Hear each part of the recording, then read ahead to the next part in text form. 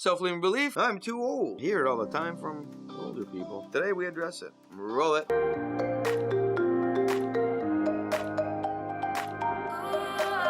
Welcome back to another video where we've been exploring self-limiting beliefs. In yesterday's video we talked about being too young. And that self-limiting belief of feeling like, hey, I'm too young every time an opportunity shows up. If you watch that video and you watch this video, you're gonna find it's almost exactly the same. The process, that is. Because when we get older, well, things are changing and our body's changing. We're starting to feel different. We're gonna start seeing different things occurring with ourselves, our mindset, and of course we see the world changing, we see people changing, and we see what reality starts to become. We're seeing time shrink as well. There's a lot going on, and it's really hard to put everything into perspective and that winning mentality perspective, really, so we can start new things and achieve awesome new things that we've always wanted to do. Now you'll see a lot of times people will quit their jobs and take off and go do some new project and be successful, and a lot of times they're not.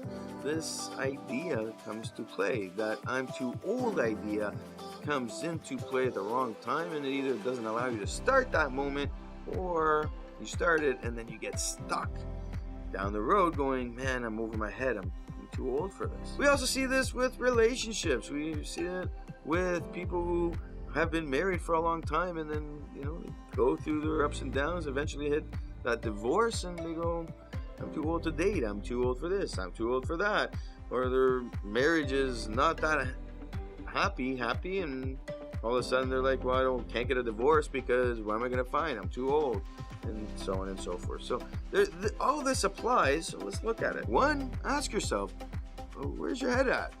Where is it really? Is it on the emotional side or the rational side? What is driving the decisions of late? What you'll notice, and a lot of times when this self-limiting belief comes up, and what I've noticed with people dealing with it, well, fear is driving everything. They're worried about the what ifs. What if something happens and things go wrong? Because I'm going to retire in 10 years. Do I really want to start this? Should I really risk?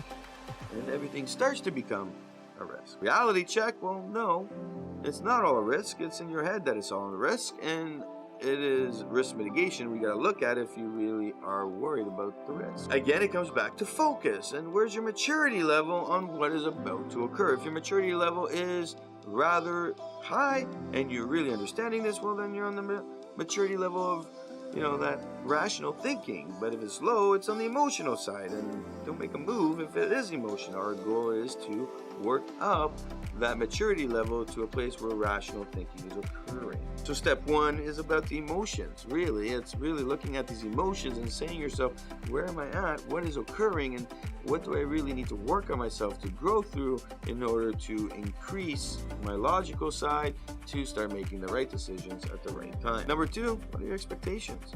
Where are they at? Where are they lingering around? And how do we deal with those expectations?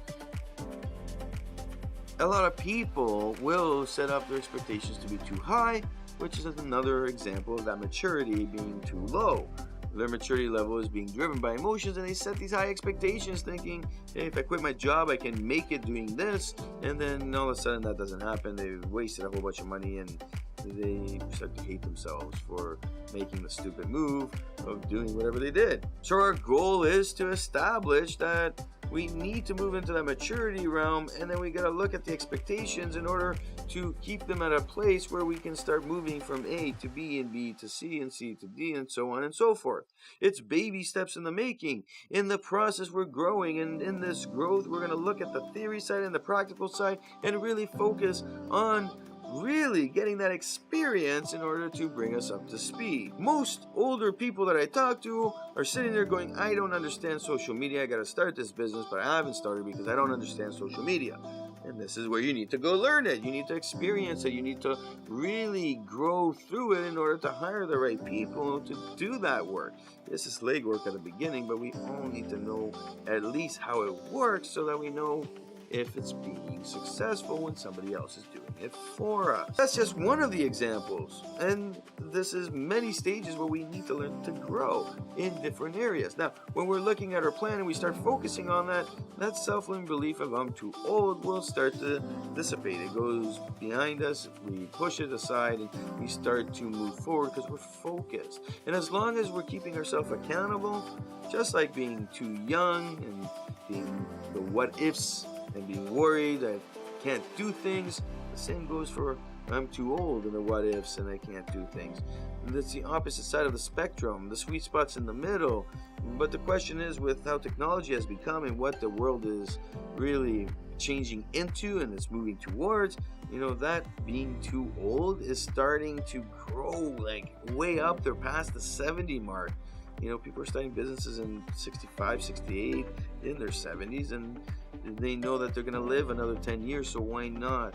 Screw it, let's do it. Think about it in a sense of what you're going through in that first step, and then apply the process of really planning out those expectations in a way where you're not over, jumping what you can do. Focus on those small expectations will be small wins instead of those big expectations that may be big fails and really bring you backwards.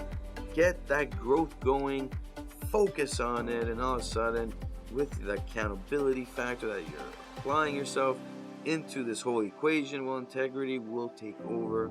The right decisions at the right time will happen, and that mission and purpose in life that you set up for yourself through this planning, all it takes over with integrity, and winning mentality emerges. My name is Nico Rentas. This is mentorsapproach.com. Hit that like button if you like what you see.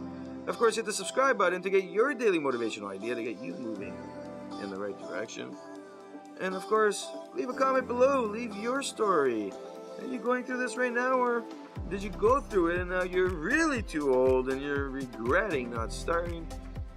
Because who knows, somebody might be reading that comment. You might help change my life. Snow again.